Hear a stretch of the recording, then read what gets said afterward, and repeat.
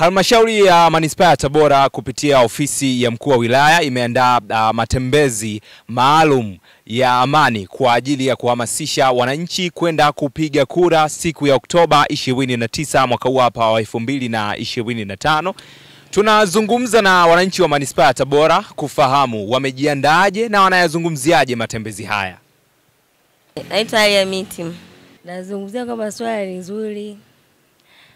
Kitu kinachofanyika ni kizuri kwa sababu sio wote wanakuwa na elimu ya kupiga kura au wote wanaojua umuhimu wa kupiga kura. Kwa hiyo ni vizuri, itafanya watu waelewe na wakachague viongozi ambao watakuwa sahihi kwa ajili ya maendeleo yao na jamii yao kiujumla.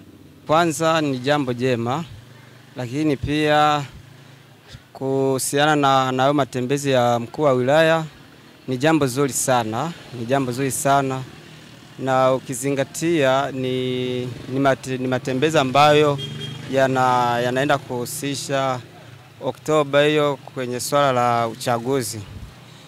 Mimi naungana naye. Siku hiyo ningependa tu watu wote wa Tanzania wote tujitokeze kwa wingi ili kwenda kumsupport siku hiyo ya Jumamosi, na pia tarehe 29 hiyo tujitokeze kwa wingi kwa ajili ya kupiga kura. Naitwa Maria Bona James Kisisiwe. Mimi naona ni vizuri zaidi kwa sababu tunataka amani. Hii nchi yetu kutoka tumezaliwa mababu na mababu kuna amani. Sije kuona vurugu yoyote. Kwa hiyo waendelee kuhamasisha ili wazao sasa hivi wajue kuwa Tanzania ni nchi ya amani. Hata ukiangalia bendera yetu ya Tanzania haina kumwaga damu. Naitwa Ntializwa Charles au Joseph Charles.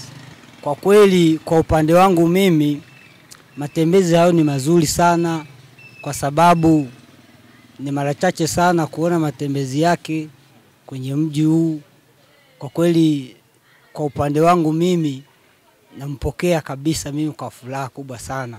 Swaiba, hayo ni baadhi ya maoni ya wananchi wa Manispaa ya Tabora ambao wamezungumza kuhusiana na kile ambacho kitaenda kufanyika siku ya Jumamosi kwa ajili ya kuhamasisha wananchi kwenda kupiga kura Oktoba 29 mwaka huu wa 2025. Mimi ni Butungo Andrew wa UFR.